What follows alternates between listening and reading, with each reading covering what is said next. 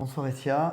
Bonsoir Nicolas. Alors aujourd'hui on va vous parler du cancer du sein chez la femme et de la prise en charge avec tout ce que ça comporte, l'aspect chirurgical et tout l'aspect de la socio-esthétique qui est autour. Donc moi je suis le docteur Nicolas Georgieux, je suis chirurgien plasticien à Bayonne et donc je présente Essia Gasmi. Je te laisse te présenter. Très bien, alors moi je suis Essia Gasmi, socio-esthéticienne depuis 14 ans au Pays Basque. Je propose des soins gratuits aux femmes qui ont le cancer du sein par l'intermédiaire d'un partenariat avec la Ligue contre le cancer qui prend en charge ces soins. Alors donc moi en tant que chirurgien plasticien, on est amené à voir en consultation des patientes qui ont eu des mastectomies, donc c'est-à-dire le fait d'enlever le sein pour un cancer, que ce soit une ablation totale ou partielle, et on leur propose des reconstructions. Alors la reconstruction du sein, c'est quelque chose qui est important pour l'image de la femme, sur l'aspect morphologique et psychologique. Et dans l'esprit, quand on fait des reconstructions, il faut qu'elles soient esthétiques. On ne met pas juste une prothèse sous la peau, voilà, il y a plein de choses qui vont autour. Alors en fait, il y a plein de modes de reconstruction. En général, on met toujours un implant mammaire,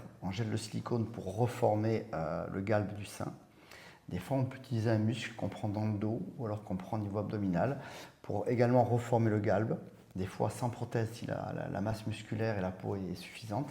Mais en général, le plus simple, c'est de mettre un implant mammaire et de le construire comme ça. On peut utiliser la graisse de la patiente aussi, la graisse qu'on injecte, qu'on prélève au niveau abdominal ou au niveau des jambes, et on la réinjecte. Alors ça suffit en généralement pas, mais on peut le faire en complément avec une reconstruction par prothèse. Ça, c'est vraiment la reconstruction du sein qui a été enlevée. Après, on s'occupe de l'autre sein pour le symétriser. Ça s'appelle la chirurgie de symétrisation parce qu'on reconstruit, on fait ce qu'on peut en termes de volume. On ne peut pas toujours faire un gros volume à cause de la radiothérapie ou de la peau qui a été enlevée. Donc, on symétrise l'autre sein. Donc, on le réduit ou alors, s'il est petit, on met un implant mammaire pour symétriser. Donc, ça, c'est important. Ça se fait en 2 temps. Et dans le même temps où on fait la symétrisation, on reconstruit l'aréole et le mamelon. D'accord. Voilà, on refait une aréole. Alors, soit on fait de la pigmentation, peut-être que tu en parleras un petit peu aussi après. Oui, tout à fait. Voilà, et on construit le mamelon par différents procédés. On ne va pas rentrer dans les détails techniques chirurgicaux, mais voilà. Alors ça, c'est le côté chirurgical. Il y a tout ce qui est reconstruction qui se fait en 1 temps, 2 temps, 3 temps, voilà. Et après, il y a tout ce qui est un petit peu autour. Et là, je vais te laisser un petit peu la parole pour complémenter tout ça. Alors du coup, en fait, moi j'interviens donc dans tout ce qui est effets secondaires, comme tout ce qui est toxicité cutanée, donc tout ce que ça va venir amener comme modification au niveau de la peau, mais aussi au niveau des ongles, mais de la chute des cils et des sourcils. Donc nous, on intervient en tant que socio-esthéticienne sur cette partie-là pour prévenir et atténuer ces effets secondaires avec des protocoles spécifiques, des produits de soins spécifiques. Ce ne sont pas tout à fait des soins esthétiques classiques, ils sont complètement adaptés au traitement de la patiente, que ce soit des traitements de chimiothérapie ou bien de radiothérapie. Voilà, c'est vraiment autour de tout ça que nous, on va pouvoir travailler en collaboration, bien évidemment, avec les équipes médicales, paramédicales. Et ça, tu le fais dans le cadre de la Ligue? Oui, tout à fait. Voilà.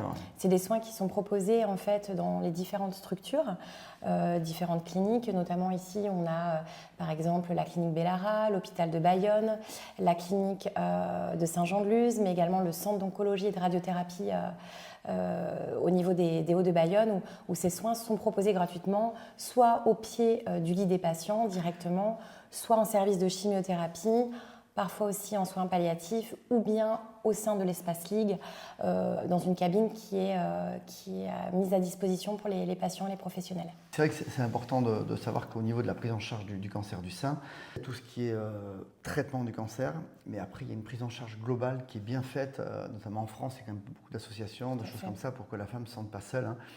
Un accompagnement psychologique, la chirurgie avant, après.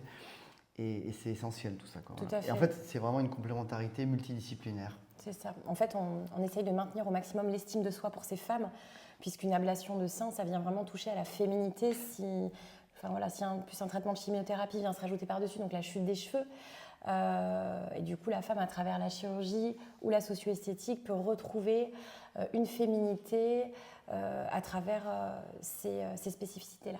Ouais, c'est tout à fait vrai ce que tu dis. C'est vrai que le sein, c'est le symbole de la féminité à travers les siècles.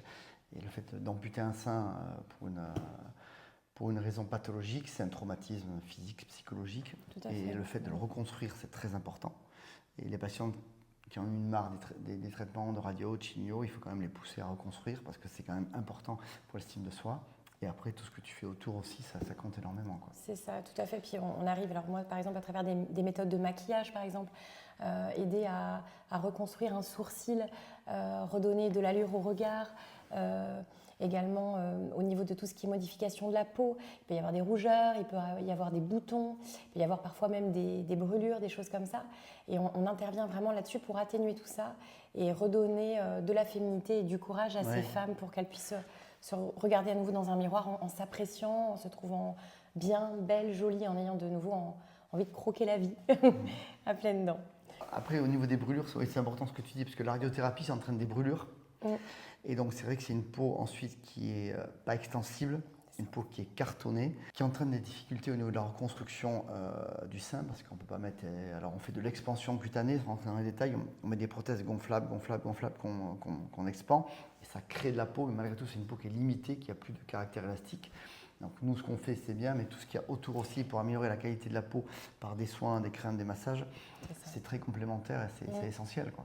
Oui, voilà, c'est vrai qu'en termes en radiothérapie, on intervient aussi. Donc, on propose des soins, voilà, comme tu le dis très bien, en amont, pour justement que la peau soit beaucoup plus souple et qu'il y ait le moins de brûlures en fait, possible pour justement, après une reconstruction, que ce soit beaucoup plus facile quand le chirurgien doit intervenir, que la peau soit beaucoup plus souple, beaucoup plus hydratée. Et il y a des solutions qui existent. D'où l'importance, voilà, quand on travaille main dans la main avec les médecins qui connaissent notre existence, dès les débuts des traitements, leur dire voilà, vous pouvez avoir accès à une socio-esthéticienne, c'est gratuit, allez la voir.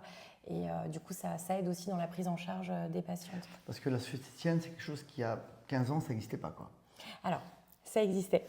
Alors, c'était pas assez connu, alors. Oui, c'était pas assez connu. En fait, la socio-esthétique... C'était confidentiel, ouais. Il y a des... Alors, en fait, la socio-esthétique est née en psychiatrie en 1975. Ouais. Et ce sont les premières esthéticiennes, en fait, qui venaient et les médecins qui... ont vu en fait des vrais progrès sur des patientes. Oui, mais je veux dire, c'est vraiment, ça fait partie de la team post-traitement du cancer. Oui, c'est plus récent, tout à fait. Oui. Mais le métier, le métier est beaucoup plus ancien. Mais c'est vrai que c'était beaucoup plus adressé à des personnes, notamment en psychiatrie. Ouais. Voilà, c'est vraiment là que la socio-esthétique est née finalement. Ouais. Et par contre, après en oncologie, ben là, voilà, toujours pareil, les médecins. Non, mais ce que tu disais, c'est hyper important par rapport à l'estime de soi. Complètement. C'est que les patientes ont une dévaluation de leur image et elles ne se sentent pas bien. Puis des fois, elles n'ont pas envie d'aller au bout, elles ont envie de lâcher en cours de route. C'est ça. Et le rôle de la socio-esthéticienne, c'est vraiment essentiel. Ça leur fait un petit upgrade de leur estime de soi et ça les aide à aller plus loin, quoi. Exactement. Après, on peut dire un mot aussi sur les patients qui perdent leurs cheveux. Oui. Forcément, c'est temporaire. Alors, pour les sourcils, tu en as parlé, mais pour les cheveux, il y a quand même des perruques avec des vrais cheveux qui sont faites. Tout à fait, des prothèses capillaires. Voilà, des prothèses capillaires qui sont faits sur mesure et qui peuvent soit changer le look si elle a envie de changer, soit reprendre son look d'avant avec presque la même couleur et la même coupe. C'est important. On voit rarement dans la rue maintenant des patientes ou des patients qui sont totalement chauves, ou alors c'est parce que c'est leur volonté. Mais on peut vraiment, moi j'ai eu des amis à moi qui ont eu ce genre de parcours et les cheveux, franchement, c'est vraiment bien fait. Et ça aussi, c'est hyper important. Il y a plusieurs alternatives. Alors moi, c'est vrai que je parle beaucoup de la socio-esthétique, mais il existe aussi la socio-coiffure. Et c'est vrai que ça peut, voilà, ça fait partie aussi des prises en charge qui sont essentielles. Alors nous, on pallie quand il n'y a pas de socio-coiffeuse, par exemple, notamment au niveau du cuir chevelu, parce que des fois, il peut y avoir voilà, des problématiques aussi associées au traitement. Mais voilà, c'est vrai que c'est important de parler aussi de tout ce qui est prothèse capillaire, parce que c'est permettre aussi de rendre de la féminité là où parfois elle peut avoir disparu avec les traitements et la maladie. Je suis très content de discuter avec Essia, parce que par rapport à la chirurgie qu'on fait initialement, eh ben, elle a apporté tout son côté de féminité et de bien-être aux femmes, et je pense que c'est bien d'avoir ce type d'échange et que le grand public le sache en tous les cas. Oui, voilà, c'est important que le plus grand nombre soit informé qu'il y a vraiment des équipes qui se mobilisent pour l'estime de soi, qu'elles ne sont pas seules et qu'on est là pour les accompagner. Voilà. C'est peut-être le mot de la fin. Oui.